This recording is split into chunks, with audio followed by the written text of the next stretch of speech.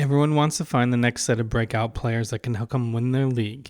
If that's you, you're going to want to subscribe to this channel because I'm going to walk you through the data to see how I identify breakout players way before anyone else, oftentimes before they even crack the top 100 lists.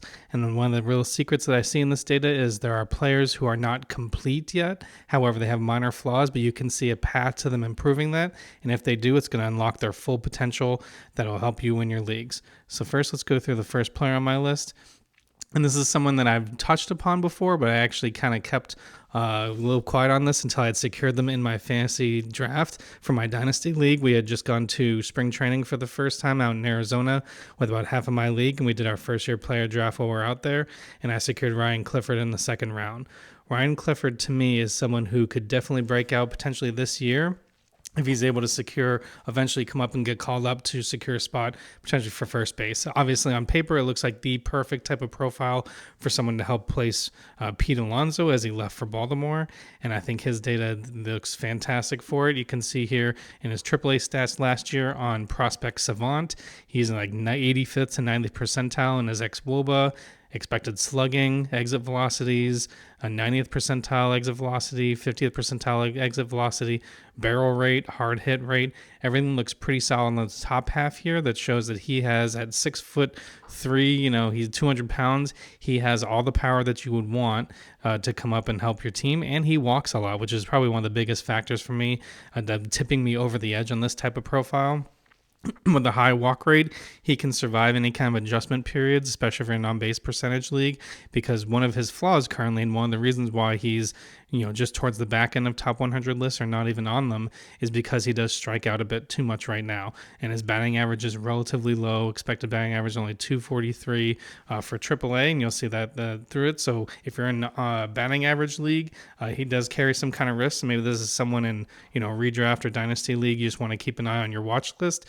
However, in on-base percentage league, I think it is time to scoop him up and carry him and to carry that risk, because his on-base percentage with his walk rate should be able to stabilize him. So if he can do well in AAA, if that's where he starts out the season, get called up and secure the first place job, this could be, an 80% of Pete Alonso, someone who can kind of, help anchor your team for the next 5 or 10 years.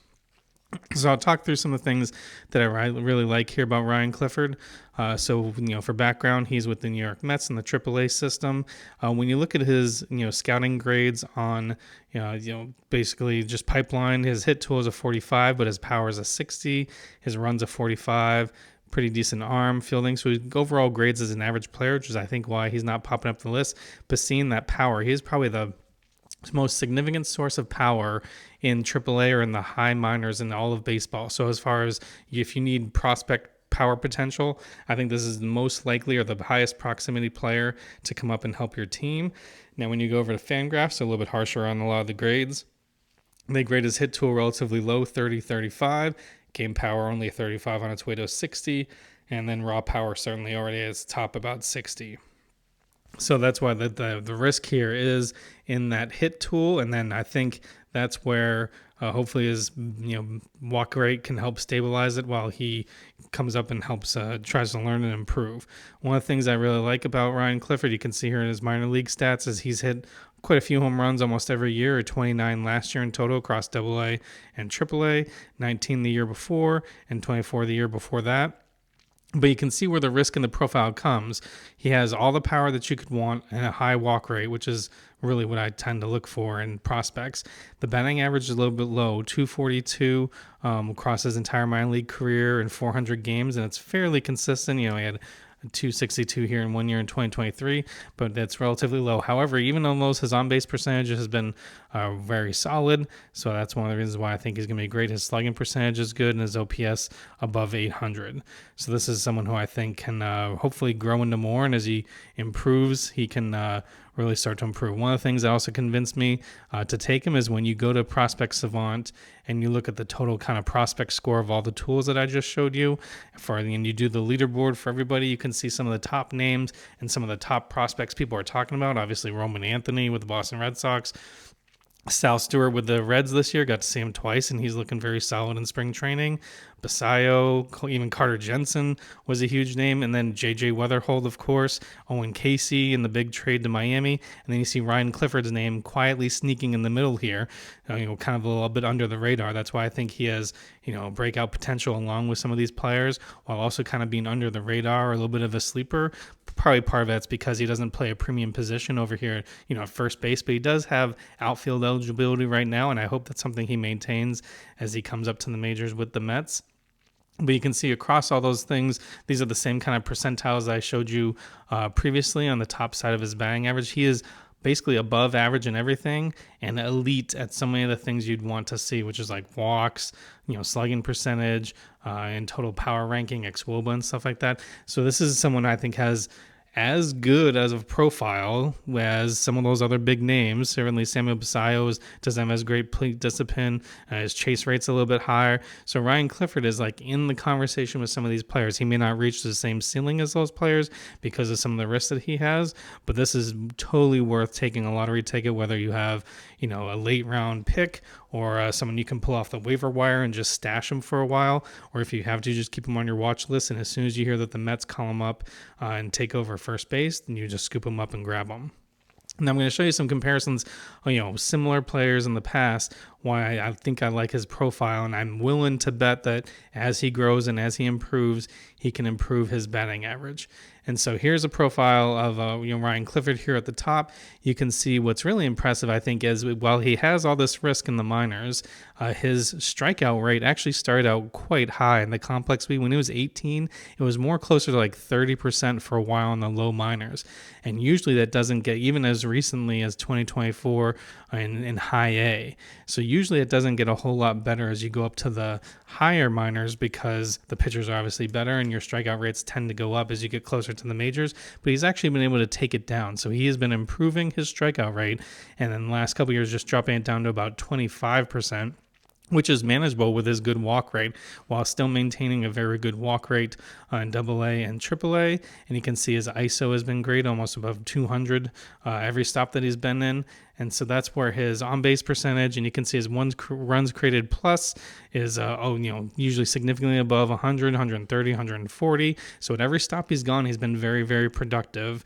And he's showing improvements as he goes up to the majors to really reduce his strikeout rate in the high minors. To me, I know this is going to be a lofty comparison and he may not reach that full potential, but this profile reminds me a lot of like the Kyle Schwarber type.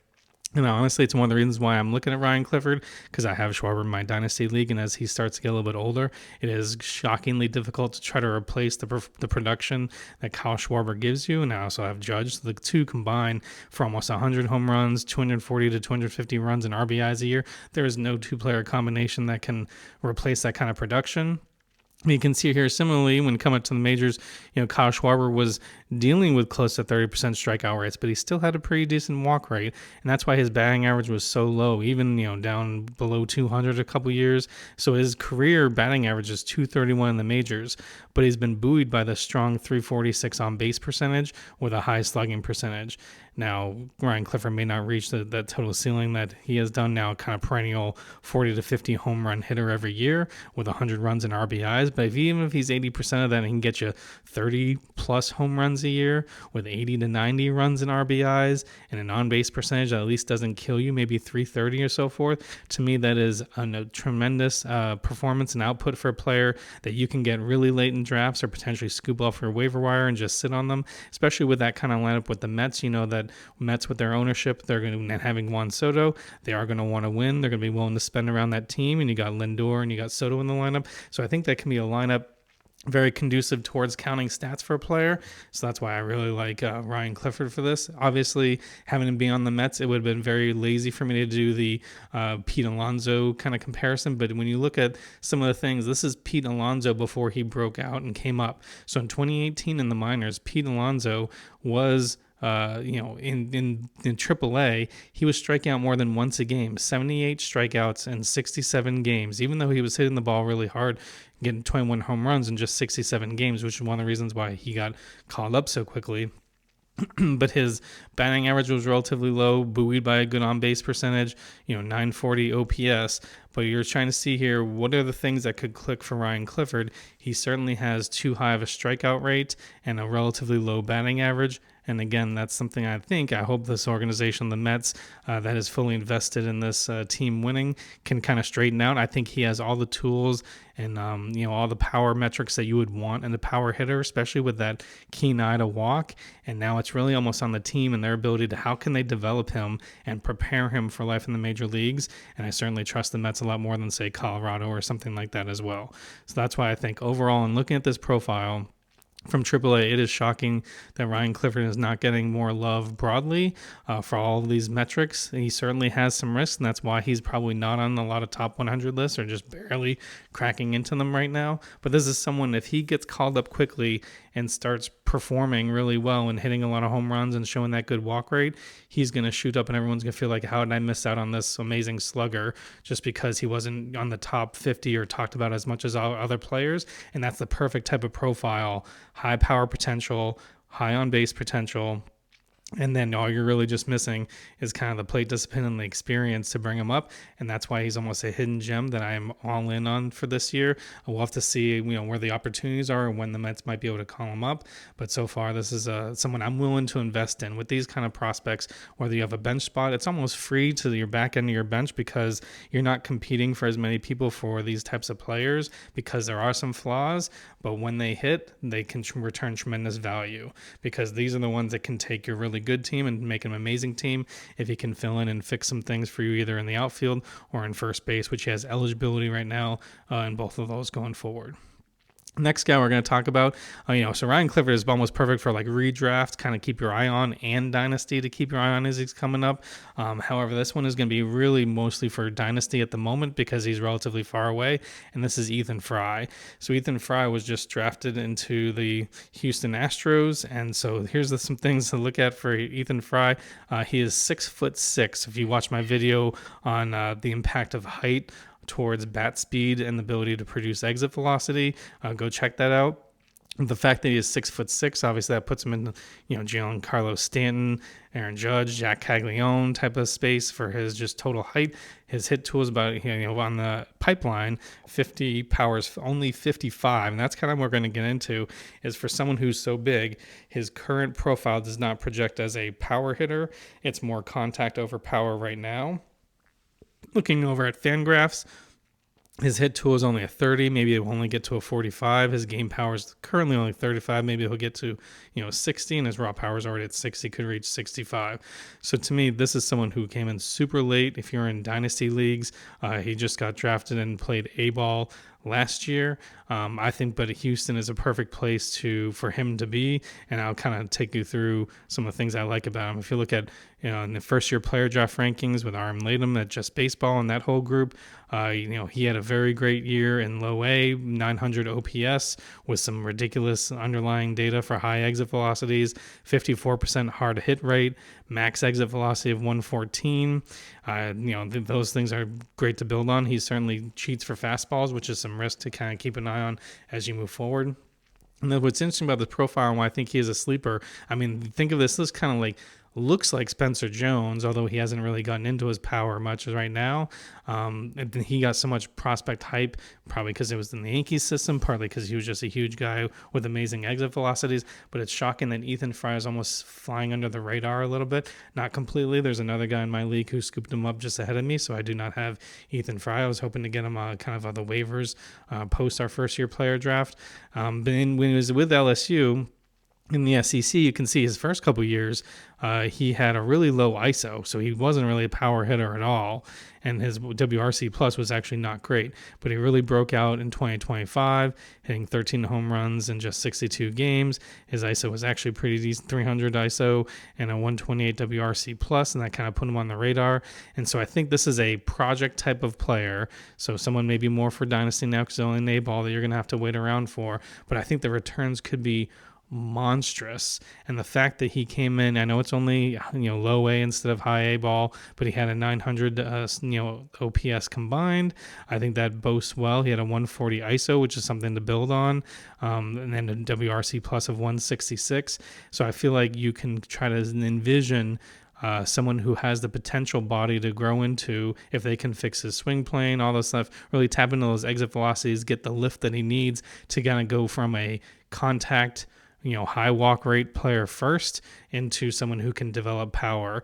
And if there was one, so I think that's why he's available, is because he's showing decent walk rates, which I like, and he's just has the build of a huge player, but he's not showing really any of the power that he should for being his size.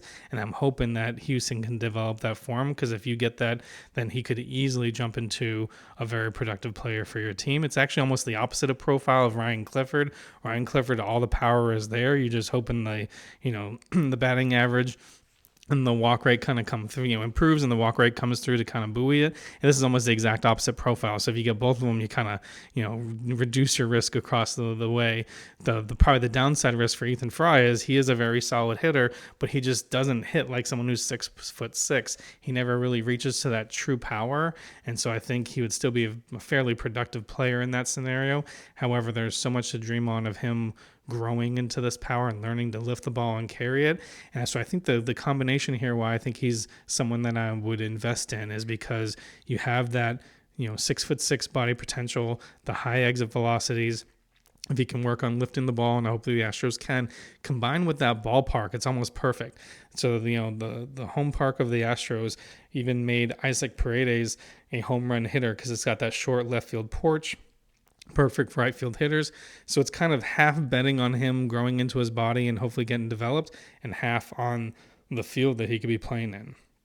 So you can see Dyken Park here, and looking at the StatCast park factors of since 2000 to 2025, and you can see overall it's there's some relatively low. It's not one of the top production baseball parks for right-handed hitters. However, you can see here the home runs tend to pop 110, 133, above average home runs.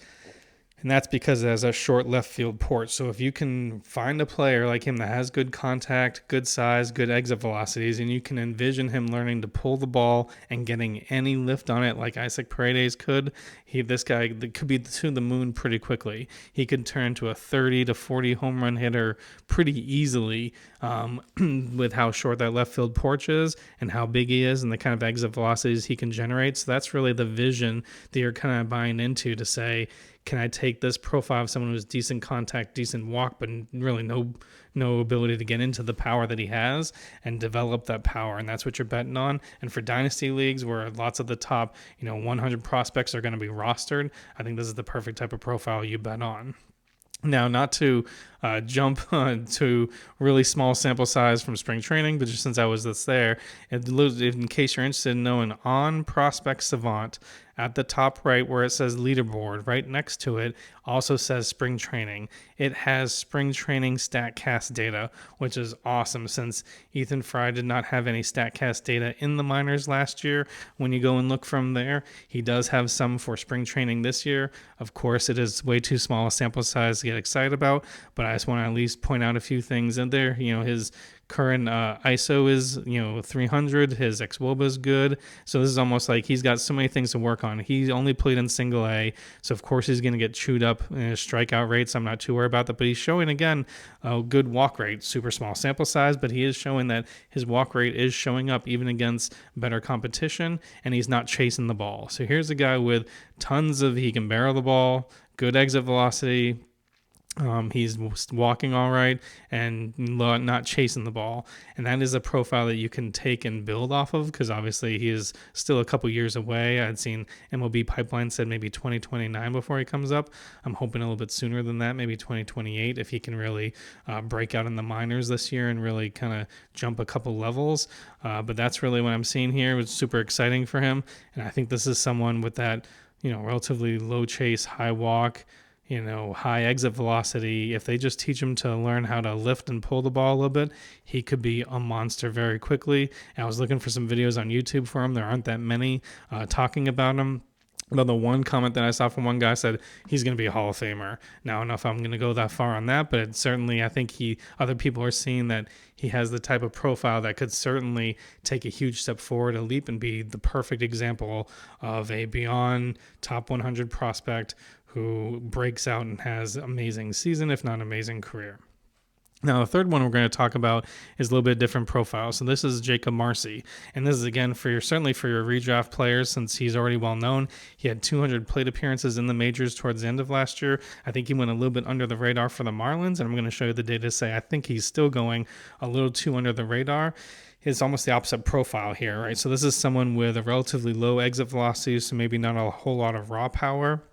However, the contact stuff is fantastic. High walk rate, 80th percentile, low chase rate, low strikeout rate, reasonable xwOBA. So this is something I think you can build on. Great in-zone contact and then tons of speed. So this is a contact and speed over power profile, which I think we kind of, when you look at this late in the drafts and stuff like that, he's going to be available later than I think he should be. This is almost the perfect fifth outfielder type of profile. So if you're in redraft leagues and you have deeper leagues that go into either more outfielders and things like that, Jakob Marsee is perfect for that. And I'm shocked at where he's kind of going in drafts right now based on what he's shown so far. Because he may not hit 20 home runs this year, but he will certainly steal plenty of bases, and he'll walk enough that your on-base percentage is good, and maybe his batting average will be decent as well. But I think this is someone who I think it's the type of profile where he's not going to hurt you. So maybe on your team you've got Kyle Schwarber, and he hits a ton of home runs and walks quite a bit, but doesn't give any stolen bases. Or you've got J-Rod, who goes 30-30 and gets you a bunch of stolen bases. And you pair those guys with this kind of, fifth outfielder profile where he's not going to hurt you in anything and he just contributes a little bit in everything. 15, maybe someday you could dream on 20 home runs, maybe 30 stolen bases if he plays the entire year, depending on where he hits in the lineup, 80 or so runs and RBIs. That's a completely solid profile for a fifth outfielder. And I think you can get him relatively late in your drafts that he be around there for you. So let's look at some of the things. So this is how he did in AAA last year in the minors, where he spent most of his time last year. But he did get called up. And you can see as he get called up to the majors, he did have 200 at-bats in the majors last year. He batted, 292 with a 363 OBP and 841 OPS. It was actually even better in the majors than he was in the minors last year. Obviously, small sample size. But you project these numbers out, and it looks pretty solid for him. And while in the majors, his xwOBA was great. Expected batting average was great at 275. Slugging wasn't that fantastic since kind of a contact over power profile. However, he still doesn't chase, doesn't strike out a whole lot, and he walks a decent amount. And then he steals a lot of bases. He had 14 stolen bases and 238 plate appearances. So I think this is that type of profile for a guy that you can get, gives you a little bit of everything, especially as a fifth outfielder, but won't hurt you. And then also let's take a look at this. You can see here, as I mentioned, spring training stats, again, something to dream on, small sample size. But when you go to Prospect Savant and then you look at spring training for this year, 2026 spring training, this is what you get for Jakob Marsee. He's doing really well with his xwOBA, ISO, exit velocities, hit or miss, depending on how he does. He's starting to barrel the ball a bit more.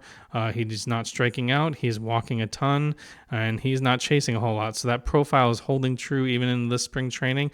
I was fortunate enough to get a chance to see him because he's actually playing for Team Italy in the World Baseball Classic, and we got to see them play against the Angels, and that's a really exciting lineup here because it has Marsee, it has Vinny P, it's got Canzone, it's got Caglianone, and it's just a really Kyle Teal. So when we're thinking about like a really loaded, really young, loaded prospect type of team, Italy is a fun team to watch. They may not go as far certainly as the U.S. and Dominican, but I was very excited to see him, and he was hitting the ball really well and batting second for Team Italy. So I think getting that kind of exposure to not just in Major League Baseball they had last year, but also now the World Baseball Classic under pressure and competition, I think that can only help him grow as a player that he can bring back to his team and have hopefully a fantastic year. And that's why when you look at his projections right now, to me, that's kind of a little bit shocking. You can see here, based on what he did last year, you can look at the ATC kind of all-in average projections here,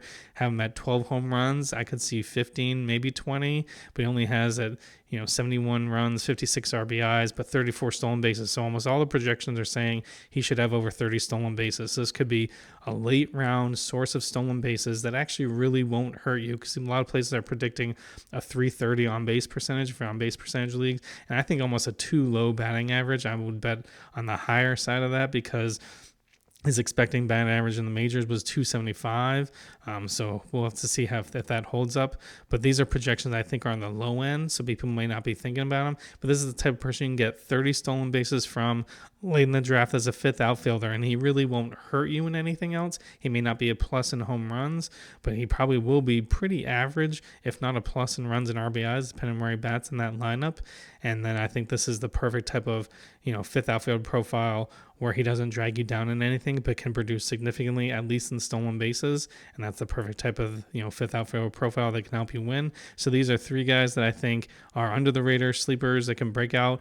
They have some flaws in their game. It's not complete, but if they fix any of those or improve on them, you can see in the data in their profile how they can shoot up the draft boards and really fast. But it'll be too late for everyone in your league, because you're going to scoop them up.